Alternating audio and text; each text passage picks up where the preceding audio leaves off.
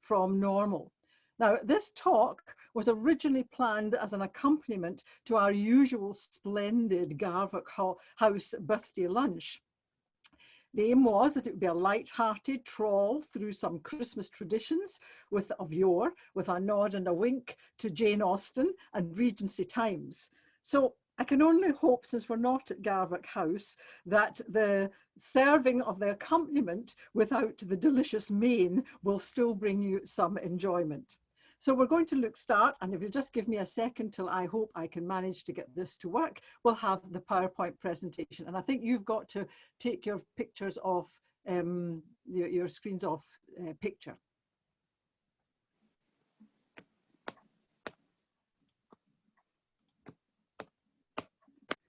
So I hope you should now be just seeing a slide which says, "Did the Victorians invent Christmas?"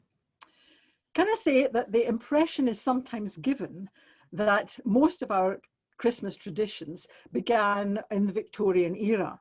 And so in the next 30 minutes or thereabouts, I'm going to look at some of these traditions and to see if in fact that is true.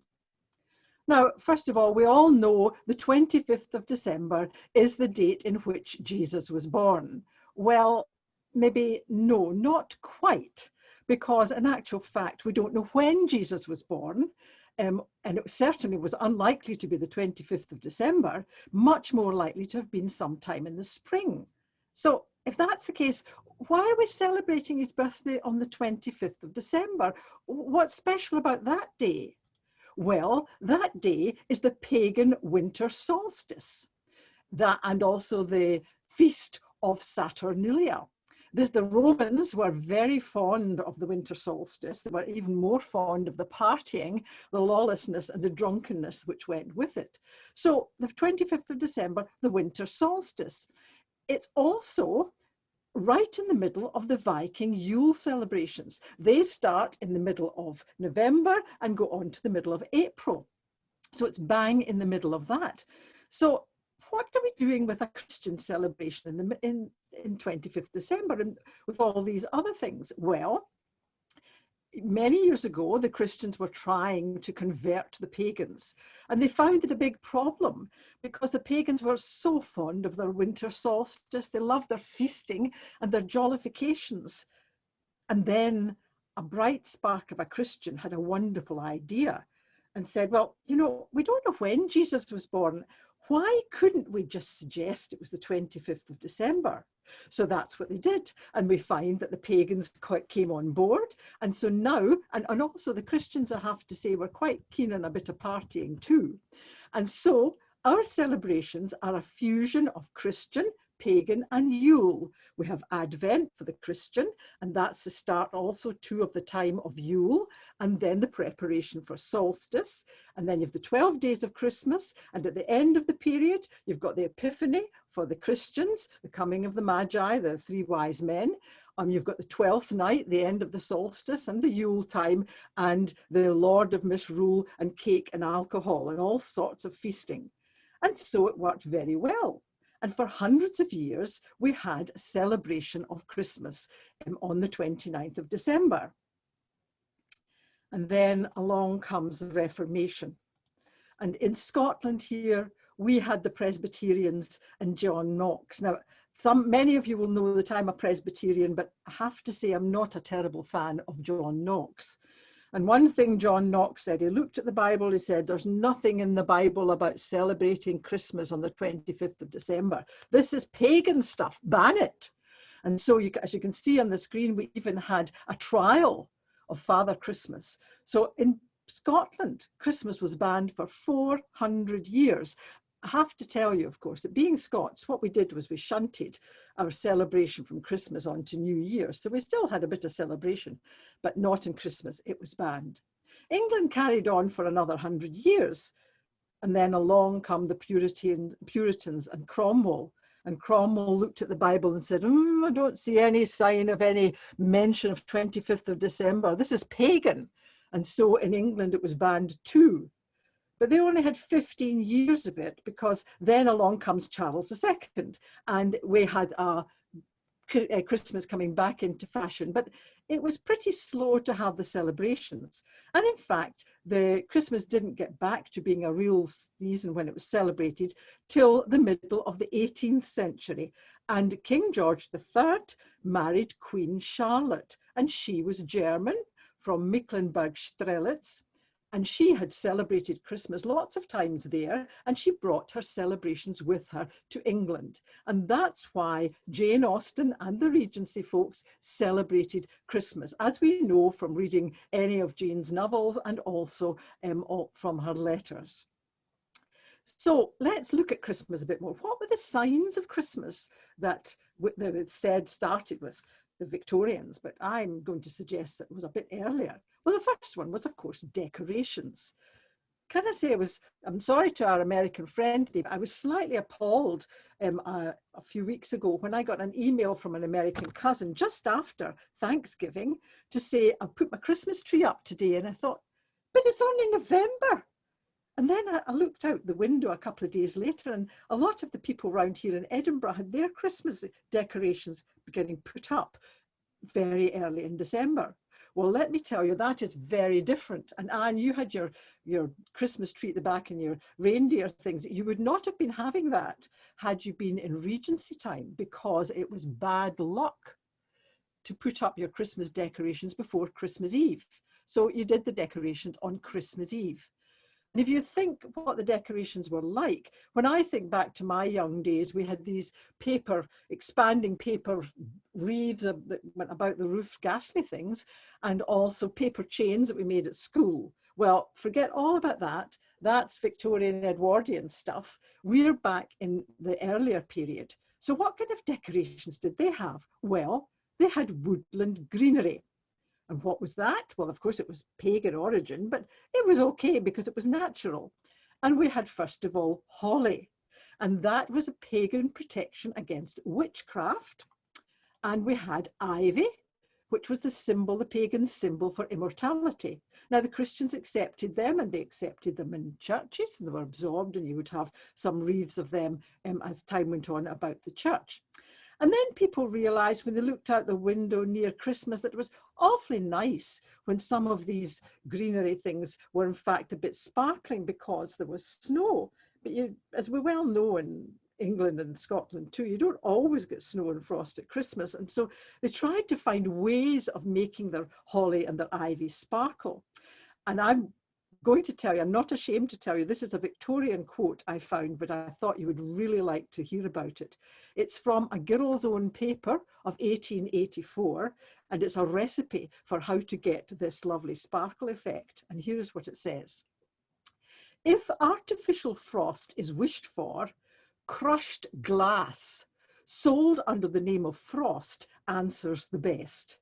Or it can be made at home by crushing white glass with a garden roller, old white bottles, or broken window panes. It is more effective than Epsom salts. Well, maybe for some things, perhaps.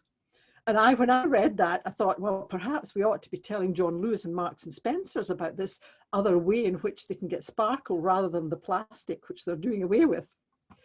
Anyway, another bit of greenery which was very popular in Regency time was the mistletoe. Very pagan, of course. And it was much favoured by the Druids. And what happened was the chief Druid used to take a golden knife, and he went out and he cut mistletoe sprays, which had to be caught by virgins dressed in white vestments. Now, if virgins were a tad spare on the ground that year, then they had to persuade the Druids to wear some white cloth or take out white cloth to catch the mistletoe branches, sprays as they were cut. But the Christians said, oh no, this is a stage too far. We're not having anything to do with the Druids. So it was not approved of in church, but it still was very much approved of by the people. And of course, not only was mistletoe approved, but we had this great British tradition of kissing under the mistletoe. And so you used to find a kissing ball or a kissing ring. And not only did you hang up a ball or a ring, but every time you kissed, you had to pull off a bury. So you wanted to get one which was quite well buried. Now, let me tell you, when I was looking for a picture of a mistletoe ring to put on the PowerPoint, this is the only one I could find initially. And I'll let you decide whether that is in fact a Presbyterian mistletoe ring or a sign that's been much hanky-panky going on in that particular house. I leave you to decide on your verdict for that one. Let's look at another decoration, another sign of Christmas rather, and that's the Yule log. This goes back before the Victorian period, very popular in Regency and earlier. It goes back to the ancient times, to Scandinavian and Celtic origins. And traditionally, you burned holly, ash, oak, willow, or sometimes even birch. And traditionally also, you lit it from the embers of last year's log. Now, don't worry, I'm not suggesting that you had to keep last year's log burning the whole year. What you did was you would douse it at the end of the year, and then before you get to this Christmas celebration, you would get it out, and of course it would burn much more easily because it was dried and it was semi-burned anyway, and from that you would light your Yule log for this year. I have to tell you, though, that the Yule log was much associated with superstition and also bad luck. First of all, like the decorations, the Yule log was bad luck if you brought it in before Christmas Eve. And secondly, if you bought your Yule log, that was very bad luck. You had to grow your own log or perhaps hope that it was gifted from someone. The other thing was when it was actually burning, you had to make sure you got it set alight properly because it was supposed to last a long while. And in Scotland, if it didn't last the Christmas Eve night, if you hadn't set it properly, then you were in serious trouble because you wouldn't necessarily keep out the evil visitors, which were likely to invade your house. The whole idea was, of course, that the log would last for the 12 days of Christmas. The Celts, they had another tradition too. They burned a special log called the Cailleach, and it had on it the face of an old woman carved. And this old woman was the witch of winter. And she was the one that brought the cold and the darkness. So by burning that, you would burn not only the evil of the witch, but also get rid of all the cold and darkness of winter. Well, I think sometimes maybe we don't burn enough Yule logs at Christmas because it seems to me it gets colder for a long while afterwards. But maybe that's our problem. Maybe we need to get down to the Yule logs again. I'm not sure. But also in Scotland, if you've had bad feelings in the family and friends and neighbours, and well, in Scotland, we sometimes seem to have quite a bit of that. What you did, as well as a Yule log, was you burned a sprig of a rowan tree, a rowan twig, and that got rid of all the bad feelings. But I said it was associated with bad luck, and not just Scotland either, because when it was burning, if a flat-footed woman or a barefooted person or somebody with a squint entered while it was burning, that was very bad luck. And the other thing is you yourself had to go in and watch, and when you went in and watch, you didn't get between the log and a nice wall where you would have a reflection, because if a shadow was cast and your head happened to be cut off, that was a bad omen. There was coming, death was going to be coming. So there's all sorts of these bad things and bad luck associated with this wonderful Yule log, which looks so lovely here. It had good sides too. You could use the ash from the Yule log to fertilize the garden afterwards. Or if you were short of tea leaves, you could use the ash to sell some fortunes. Or if you've been eating too many bits of cake or something else of that nature, you could always use it to cure the toothache, we're told. So it had many uses. But we don't tend to have Yule logs now. We tend to have Christmas trees. And we often read that, of course, it was Prince Albert that brought the Christmas tree to England or to Britain. And we've got here a picture of Albert and Victoria, and presumably Victoria's mother, and certainly some of the children, a lovely, happy family thing all around in 1848. Now, yes, it is certainly true that Albert brought popularity to the Christmas tree when he came to marry Victoria. But it didn't start there. Oh no, the decorating Christmas trees and greenery was way, way older than that. It dates back to the Egyptians and the Romans, and winter solstice back there again, because particularly in Europe, the pagans used to bring in branches of the evergreen fir trees, and they would decorate them to brighten up their spirits during the winter solstice. And they would use, a bit like us, they would use signs of their pagan spirituality. They would have some lights, some sun symbols, some magic symbols, and other natural objects. Well, you'll tell me, but that's mainland Europe. What about Britain? Where were we? Well, do you remember Queen Charlotte? Remember she who popularised Christmas? Well, we're back to her. So when she married King George III in 1761, she not only brought Christmas traditions, she brought the tradition of bringing the fir and decorating that. And so she had brought in initially a single yew bough, and she would decorate it with tiny wax tapers and gifts, and she had members of her court gathered round, and they would sing Christmas carols, not necessarily the ones we know, but sings the ones they know, and they would receive gifts. Now that was back in the second half of the 18th century, and by 1800 she'd got so far as to pot a whole tree up and decorate it for a children's party, and it caught on big time. So in the Regency period, we had Christmas trees, decorated Christmas trees with lights and gifts. Now, I'm not saying that Jane necessarily had one. She certainly would not have a tree when she was a decorated Christmas tree when she was a youngster. And I'm not sure whether she had a yew branch even, but certainly in England, Christmas trees were there long before Prince Albert came along. What's another thing that we associate very much with Christmas? Well, it's Santa Claus, of course, and Father Christmas, as often he's called in England. Was that Victorian? No, not a bit of it. Old Father Christmas goes way back to the ancient midwinter festivals. And we've got a picture of him here wearing a long green hooded cloak, and round his head he had a wreath of holly, ivy and mistletoe, and sometimes he even had a long white beard. And he was much associated with revelry, adult feasting and drinking. But I have to admit he was not always a nice person. I don't think he was really our Santa Claus, was this old Father Christmas. But of course, Santa Claus itself is actually a corruption of the name St. Nicholas. And St. Nicholas was a real person. He was the Bishop of Myra, Asia Minor, now Turkey, back in 270 to 342 is when he lived. And his feast day is the 6th of December. And from the 13th century, all over Britain and all over Europe, all over the world, his feast day was celebrated. And the tradition of St. Nicholas was he brought gifts for people, and people started to give gifts. And so in Regency times, quite often, they didn't give gifts at Christmas, they gave gifts at St. Nicholas Day.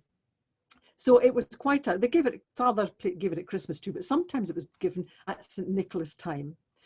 We don't know much about the real St. Nicholas, but what we do know is that he was good, he was wealthy, he was generous, he was humble, he was a miracle worker, and he was loved by young people, and he loved young people. There are lots of stories, and there's one or two associated with Christmas, and then this one particularly I think is important for us. It's a story of how he found 3 young girls who were longing to get married, but they'd no dowry, and father was very poor and very proud. He wouldn't accept charity anywhere. And St. Nicholas wanted to help the girls, and so he had to do it in secret because Dad would never have accepted it. So on Christmas Eve, he went along with 3 bags of gold and he dropped them down the chimney of the girls' house. And it just happened that the girls had their stockings hung up at the chimney to dry. And would you believe it? A bag of gold fell into each stocking. And so in the morning, when the girls went there, they had a bag of gold, which was enough to give them a dowry and let them get married. And that tradition carried on. And so we find, as time went on, that you used to get people putting up a stocking, hoping that St. Nicholas would go by and drop in, if not a bag of gold, at least as it would be an orange. And we've got here a picture of Christmas stockings. Now, this is not a Regency one. This is definitely a Victorian one, because the tradition of hanging hanging stockings up was not big in Britain in Regency period, but it certainly in Victorian times became a very popular thing, and we got these fancy ones coming up. What about reindeer? Santa's reindeer, that's another thing. Were they Victorian? No, they're not Victorian. They're pre-Victorian. They date from 1822. The Victorian period starts in 1837. So, but they're not really Regency because the Regency ended in 1820. So they're 2 years too late for the Regency. But they date from the poem by Clement Clarke Moore, which I'm sure you'll know, maybe not be able to recite, but know. 'Twas the night before Christmas when all through the house not a creature was stirring, not even a mouse. The stockings were hung by the chimney with care in the hopes that St. Nicholas soon would be there. So there's your stockings being hung obviously before 1822, as it's in the poem there. And then suddenly later on you find, when what to my wondering eyes did appear but a miniature sleigh and 8 tiny reindeer. Now, had we been in the Garvik, of course, I would have been saying to you, and what are these reindeer called? I'll give you just a second to think. And since we're not there, I think I better just put the names up. Dasher, Dancer, Prancer, Vixen, Comet, Cupid, Donner, Blixen. Where's Rudolph, you may ask? Well, he had another 100 years or so to wait. He had to wait till 1939, and Rudolph the Red-Nosed Reindeer coming along. But back again to the earlier period too, and Father Christmas. And here we've got 2 pictures of Father Christmas. And what do we know about this? The Victorians started to merge Father Christmas with St. Nicholas. Originally, as you can see in the pictures here, he wasn't fat at all. And I have to say, although it says a Merry Christmas at the foot, I can't think that either of these 2 Father Christmases are any too merry. The one on the right, of course, has got a heavy load of toys, but it doesn't look very joyful at the thought of parting with these to the kids. The one on the right, I want you to pay particular attention to what he's carrying in his left hand, because we'll talk about that later. The other thing to note, of course, is he's got no jolly red cloak. He's got a green one. Where's the red cloak? And I know you're going to say, I know it's Coca-Cola. Well, yes, Coca-Cola used the red cloak, but it's much earlier than that. It is Victorian. The Harper's Weekly magazine gave us the picture that we know and love of Santa Claus as a fat, jolly, red-coated man with a beard and bringing presents to the kids in 1859. Now, we call it in Scotland Santa. In America, I believe you often call him Kris Kringle, but he's other places he was known, Old Father Christmas was known before then, and in Holland, he was Sinterklaas, and he didn't have reindeer and he didn't have elves, he had Zwarte Piet, Black Peter. And you'll notice that he comes on a boat. In fact, he sailed from Spain. I do hope he didn't sail in that boat on the Bay of Biscay, because I think he might have got just a tad wet. But when he got to the land, he would distribute gifts to the children, and then he would also get on a white charger and charge around and give gifts all around the place there too to everyone. But the Father Christmas that I like the best is from Russia, and he is Dead Moritz. Now, is that not a splendid figure? A little frightening, I'm thinking. I don't know if you would want to go and climb in his knee and whisper what you'd like for Christmas, but Dead Moritz was a Russian St. Nicholas, and he also chastised as well as rewarded. I think that picture kind of shows it all up. You had to be a good child. We often threaten children that maybe they won't get presents if they're from Santa if they're not good. Well, I think from Dead Moritz I would definitely have been a bit afraid. And he likewise, he didn't have any reindeer, he didn't have any Black Peter. What he had was his granddaughter Snegorochka.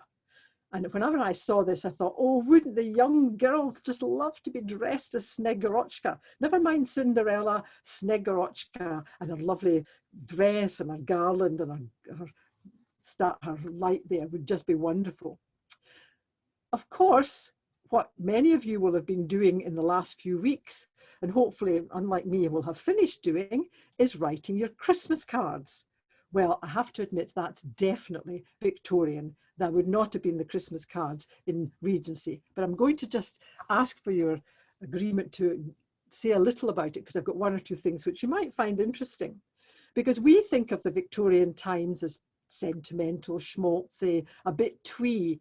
And initially that was certainly, I found quite a few cards, not many religious ones. So we've got that one and we've got this one. But the first Christmas card was very different. Here it is here. And we do have the jollifying in the middle. You've got a party.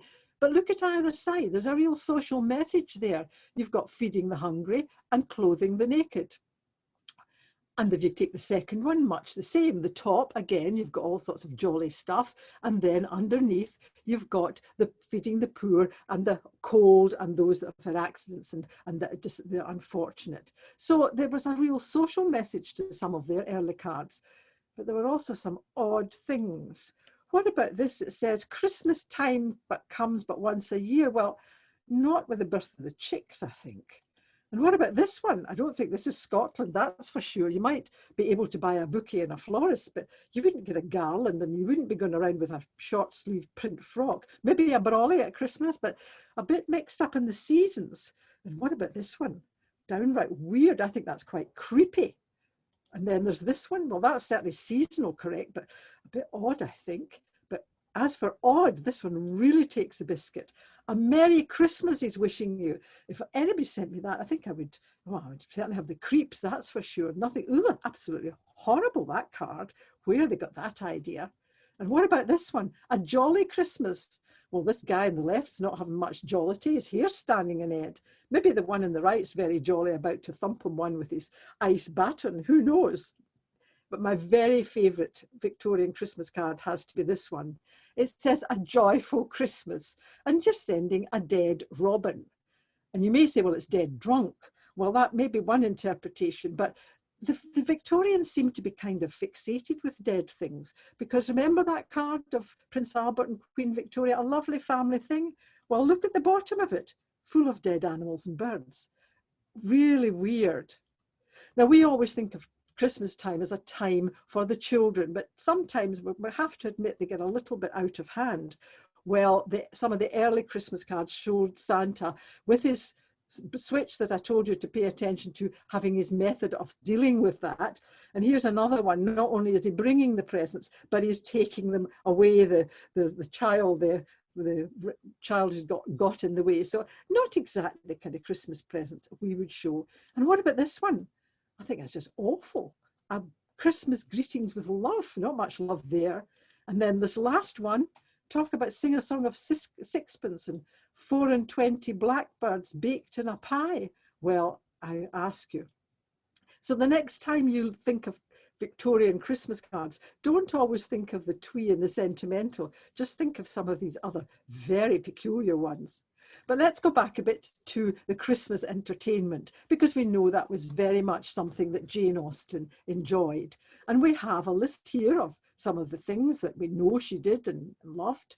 Theatricals, and the usual theatrical stuff in Steventon at Christmas, and the plays that James wrote the prologues for, charades, which they had at parties, oranges and lemons, the game, hunt the slipper, which many of us have done, apple in the water, which those of us in Scotland probably know better as dukin for apples, but we would associate that with the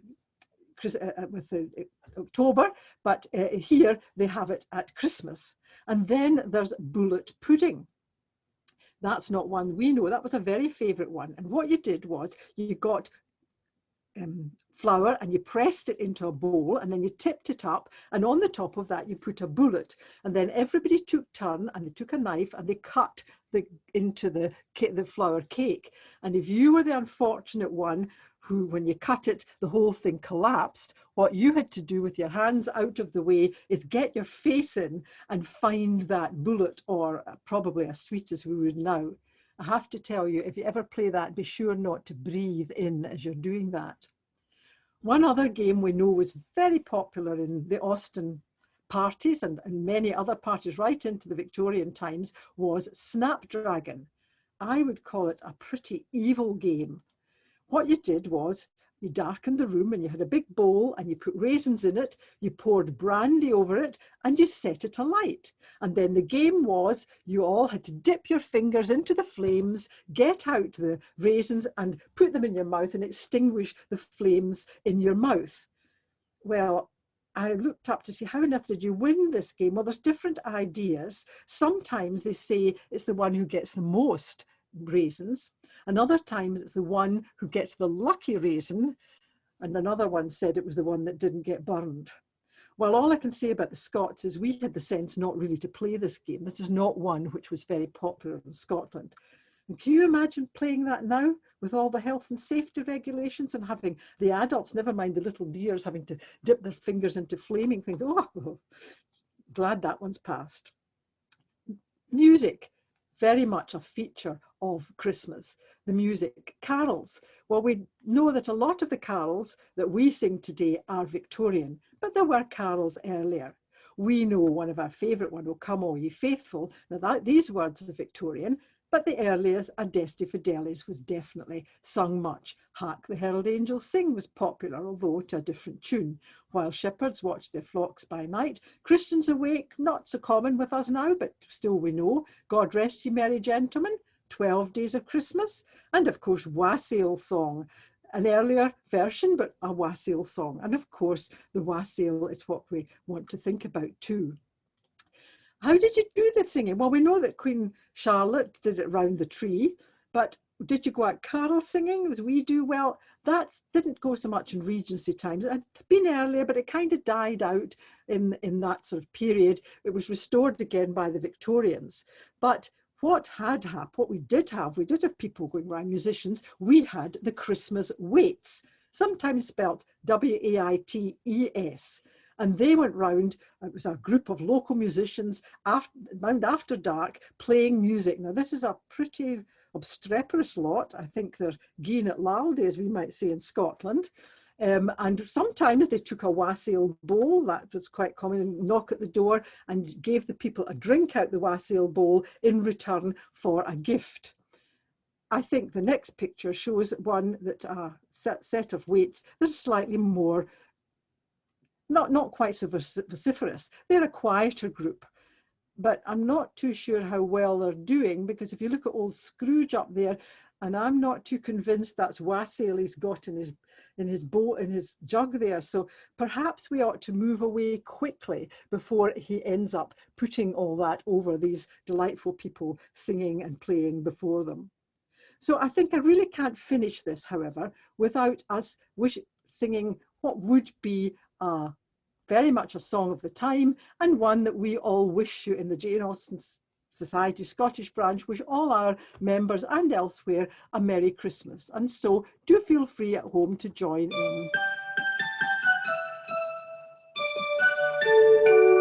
We wish you a Merry Christmas, we wish you a Merry Christmas, we wish you a Merry Christmas and a Happy New Year. Good tidings we bring to you and your kin. We wish you a Merry Christmas and a Happy New Year. Bring us a figgy pudding, bring us a figgy pudding, bring us a figgy pudding, and bring it right here. Good tidings we bring to you and your kin. We wish you a Merry Christmas and a Happy New Year. So did the Victorians invent Christmas? Well, I hope I've persuaded you that no, Christmas was very popular long before then. And although some of our traditions are Victorian, a lot of them have their origin well before then. And now I'm happy to